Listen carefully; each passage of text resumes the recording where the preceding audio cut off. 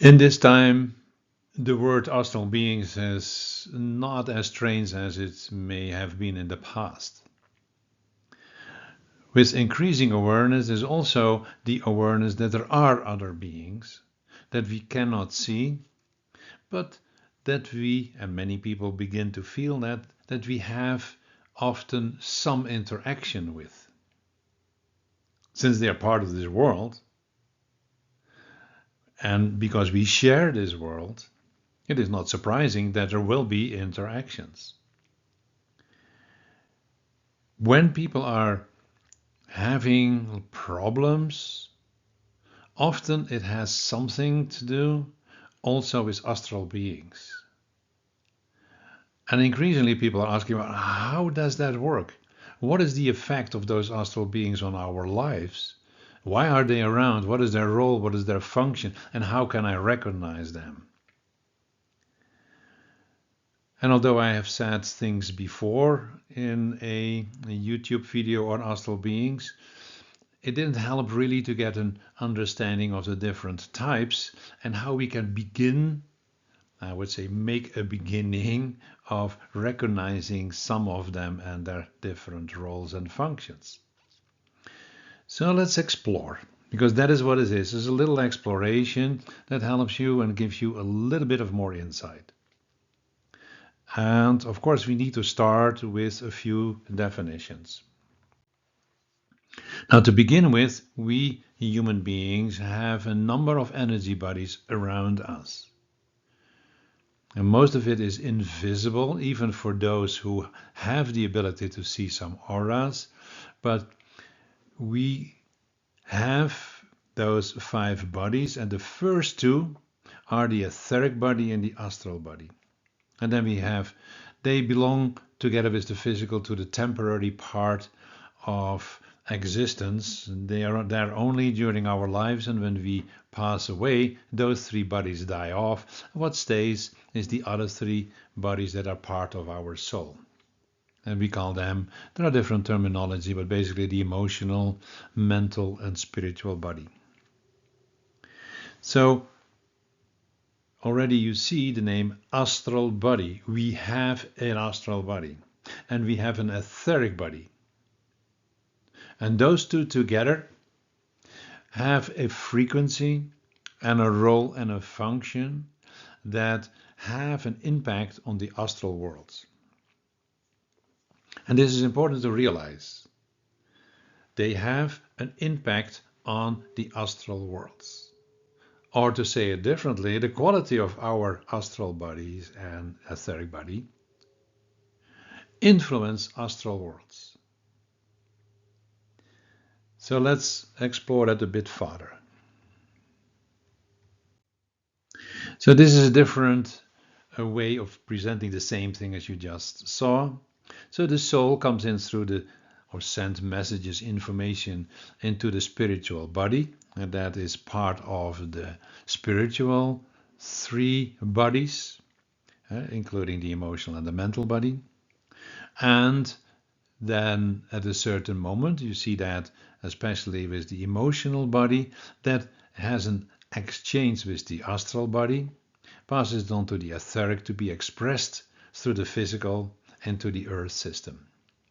You can say that is our role, to bring spiritual information into the earth as a contribution to the evolution of Mother Earth. Now the spiritual body is receiving the spiritual aspects, the physical body is expressing it into the earth system, and everything in between is our mind. Now the lower mind of the red triangle formed by the etheric and the astral body is supposed to be in alignment with the higher mind, which is the basis of the blue triangle, the emotional body and the mental body. But we need love for that, and that can be a challenging thing. So we have strong minds that is not necessarily in alignment with our soul and may have thoughts and emotions, because that's what they hold, thoughts and emotions that have an effect on the astral worlds. So the most important point to remember is that we, due to our emotional state and our beliefs in what reality is, that aspect of the mind affects the astral worlds. Now, when we look again in a different way, then we see that, if you look at the Earth system, that the Earth has 4 worlds, and that the Earth has a physical world, that's where we live in, but also an etheric astral that belongs to the world that we live in, the 4th world. And there is a 3rd world that resonates in frequency with the emotional body of Mother Earth. We have a 2nd world that resonates with the mental body of the Earth, and a 1st world that resonates with the spiritual body. And it is tied into different consciousness levels. So if you look at, and we stay for a moment to the Earth system that we live in, the 4th world, then you see the etheric astral worlds are basically supposed to be approached by a little bit higher level of consciousness than the level 1. And the level 1 is, creating a healthy I, and respect for yourself in such a way that it also creates respect for the world around us. Well, the 2nd level is the we consciousness, collaboration on basis of equality, and the level 3 is the all consciousness, and that ties into our 12 chakras that you just saw in the previous images. So the etheric world and the astral world is actually what we call in general the astral worlds. Even though actually it's the etheric world, we call it the astral worlds, those two together. Now, everything has an information system that we call the morphogenetic field, and the morphogenetic field determines what is possible. It's like the potential. Yeah? So in that potential, there are many things, and only 2 things I've shown here. That is the morphogenetic field for humans. That leads to the 4 worlds that I just showed, moving towards this new world, the 5th world, based on spiritual development. And then we have this other flow, which is the morphogenetic field of the astral beings that live in the astral world. And they are in total in 6 different astral worlds that have 32 realms. Now forget about the realms, because to be honest with you, I don't know the details of them either, but at least know that there are all kinds of sub frequencies within the 6 astral worlds. As I just mentioned, the astral worlds is actually the combination of the etheric and the astral bodies of Mother Earth.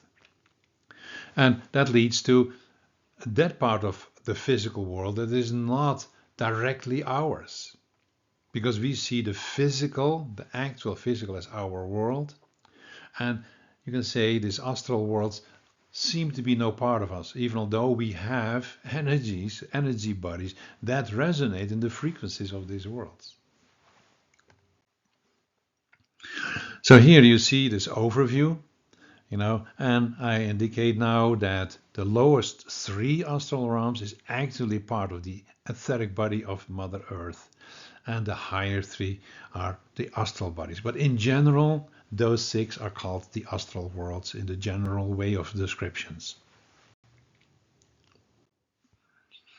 Now it's interesting to look at, and this is taking me a long time, and through guidance and tuning in and dowsing, I use different systems to come up to this.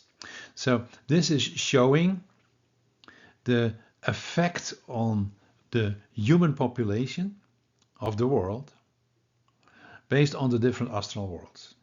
So the lowest affects about 57% of the world population. The second, 94%, meaning almost everyone is affected by the 2nd astral world. The 3rd, slightly less, still close to 90%. The 4th is 73%, and then you see it goes down in the higher frequencies of the astral worlds. So the highest astral world, you see, only 4% of the world population has some interaction with that.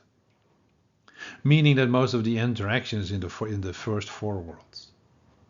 So there are the beings that for whatever reason are responding, you can say also, and most people will say that, reacting to the messages that we send out with respect to our emotional state and our belief structures, our mental state. So we can go into many details, and you can read this, and you can stop the video and read this into details. But basically you can say those 6 worlds, as you've seen, they increase in frequency from 1 to 6. And beings of the worlds 1, 2, and 3 can have a physical effect on our worlds that are what people call poltergeist effects, noises, unexplained noises, disappearance of objects. While the beings from the astral worlds 4, 5, and 6 are able to communicate with those who are open for it and have interactions with us. So when you look at the beings from the worlds 5 and 6, the one that we actually interact with the least are highly developed beings. Do not underestimate. Their consciousness is way more expanded than ours. But because of our ego, and when we want too much, they sometimes pretend to be something that they are really not, especially when people want something based on ego. And that is a consequence is that many higher beings that people are channel are actually astral beings from the worlds 5 or 6. That's why you get beautiful messages, but when people ask personal questions, there could be sometimes some confusion there. So when you interact with them, then it's important to follow a few rules. Number 1, stay in your heart. When you are coming from a place of love, there is no problem whatsoever with them, because then you don't send any disformed emotions or belief structure that disturbs their system. And the most key point is, don't let fear influence you or rule you, because it's the fear that has the biggest impact on the astral world, and that creates their response. And in order to expand on that one, if you are in your ego, you want badly something, especially want to be important, can't accept, you're not good enough, risky, because that means that you're sent messages out into these astral worlds, and they may react to it in a way you don't want. The other thing is, if you are not trained, do not choose consciously to interact with them. And when you do, don't pretend that you're stronger than they are, because you will never win from them. They're powerful beings. They're beautiful beings. They have the right to exist. They can be very supportive and helpful, as it is meant to be, but they often give signals that are not sufficiently understood. So to summarize that, we know that there are the 6 worlds. If you look at the lowest 3, then those beings react to fear and worries and emotions that ultimately leads to belief, which correspond to our etheric body, while the 4, 5, and 6 react to pretending and power games, ego, and thoughts, of course, that leading to emotions, and they correspond to our astral body. So that gives you an overview of the elements and the reasons why we do interact. So realize interaction is a normal thing, but the quality, that can be the issue. Now you may wonder, what has this to do with it? Well, each of those 6 worlds have their own grid system, meaning that the field of information is coming down through vortexes and creates information in the grids. And why is that important? Because through those grids you can learn to understand them. We don't know them. We have not been trained. They're not proper trainings. Of course, within the short clip that you see here, video, we cannot go in extensive training.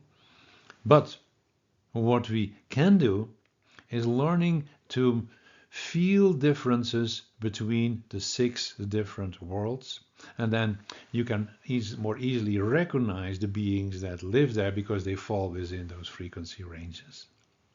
So what I offer you is for all 6 an image that you can choose to meditate on for as long as you choose. Okay?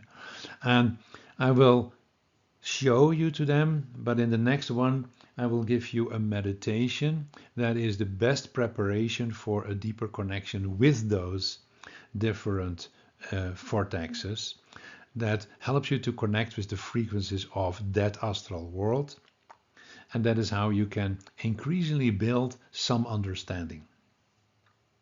So you may also understand that this is not something like, oh, I look at it and now I know what kind of beings there are living. No. This is the beginning, if you choose to train yourself. At least you get some feeling of it.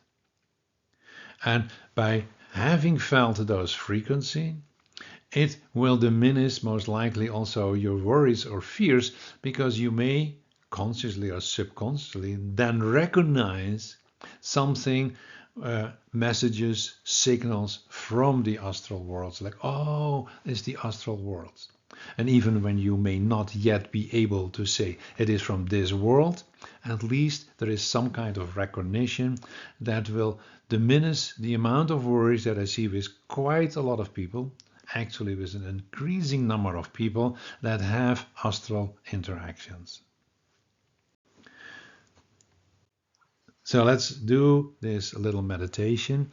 All the images that follow now are 6 images of the 6 of vortexes of the grids of the 6 different astral worlds. And I will then briefly go through them with you, but you can stop after you have done this preparation, can go to any of those 6 to connect deeper with them, building up that ability to recognize astral frequencies. This is something that I believe we should have been trained in from the moment that we go to school. It's a part of the world that we live in. And I think it's so important to be part of that. So let's do now this preparation meditation that allows for a deeper connection. And the basic premise is always to relax, go to your heart, and then make connections. And then you may understand that you're also safe from any of the influences, because in that place of love, nobody in the astral worlds will do any, let's say, give any disturbances. They never have the intention to harm you. They always want to give messages that we don't understand. So always start with setting the intention to relax. Relaxation is essential to allow energies to be received and even be perceived, or you can say translated in an understanding. If you're tight and stressed, it will not easily happen. So set the intention to relax as deeply as you can. And at the same time, take a few deeper inhalations and exhalations,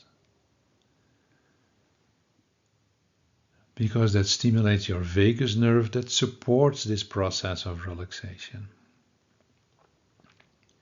And stay focused on this process, on your intention. Observe your body.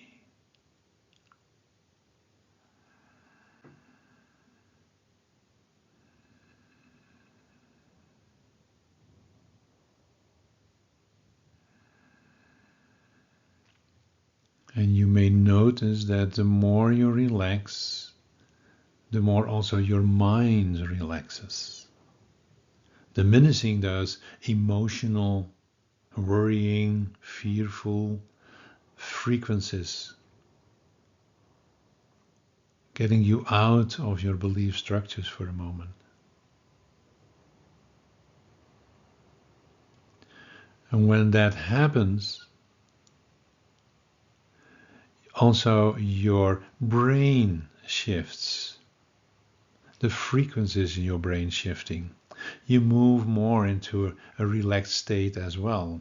Different frequencies, alpha, theta frequencies. And even when you don't know what that means, know that those are the ones that you want to go to relax enough, because then you can be out of any worrying state, fearful state. And also when this happens, instead of being controlled by your mind, now your heart begins to guide you, or actually your spiritual essence through your heart begins to guide you, so that you will be guided into the most optimal states of being, messages, insights.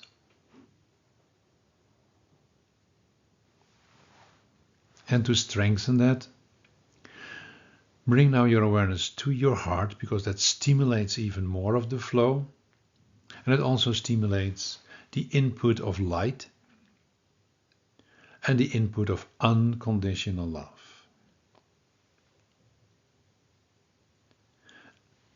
And to the best of your ability, feel unconditional love for yourself exactly as you are. That is the optimal state that everyone would like to live from.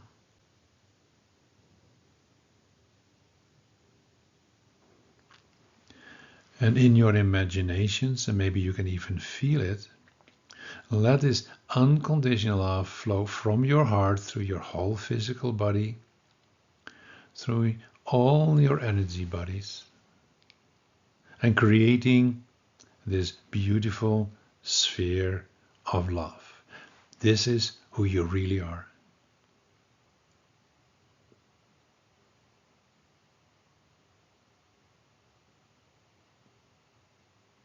And this is the state that is optimal for making connections. And it's always good to start with making a connection with Mother Earth, because we live on this earth. We need to be connected with her. And in the state of love, you deepen the connection with her, getting her support.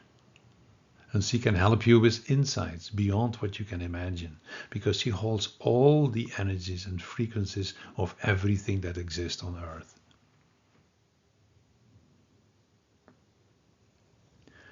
And this is the state from which you make your connections with the 6 different astral worlds. You can choose to go now to any of the 6 astral worlds and make your connection so that you become increasingly familiar with the energies of the astral worlds, so they no longer upset you, disturb you, but increasingly begin to support you.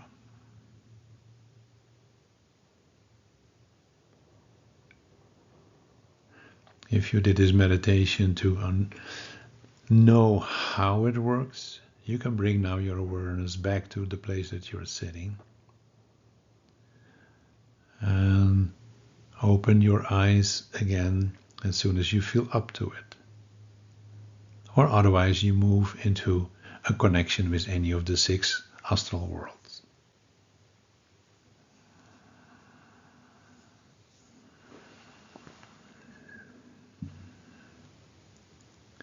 Okay, so you have understood now that this is the moment that after the meditation and preparation to connect with the different worlds.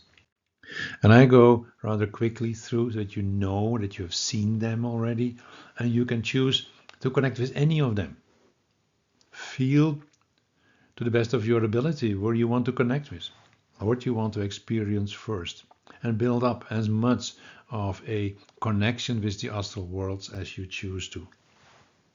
So this is the first astral world, the lowest frequency. So there's always a bottle that you can see, because I make essences of it so that I can also meditate with it at home and connect deeper and deeper with the energies.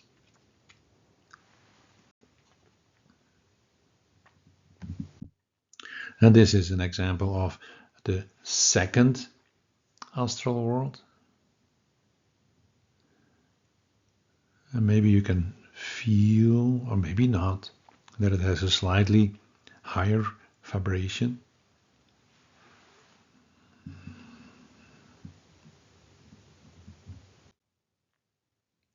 This is the third astral world.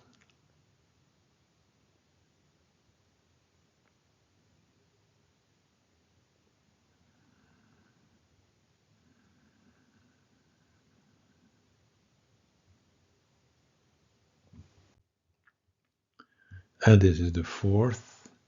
You're now coming in the more higher frequencies, what we call the real astral world of the earth.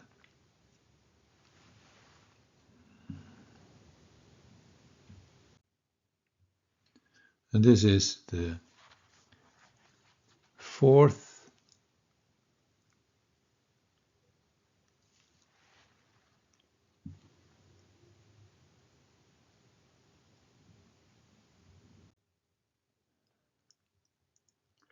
This is the fifth.